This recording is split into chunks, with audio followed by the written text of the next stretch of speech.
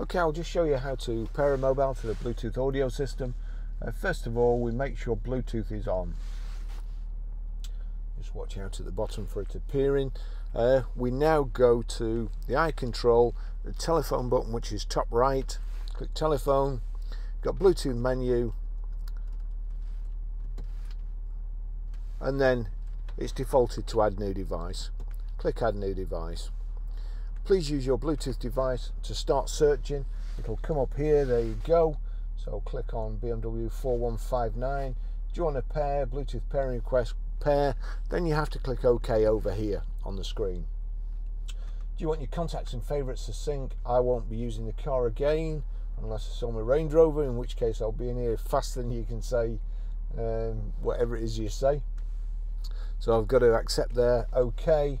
I don't want to allow my contacts and favourites to sync, but you will. And as you can see on the dashboard there, Barry's iPhone 11 is activated and it's also switched on here. Thanks for watching.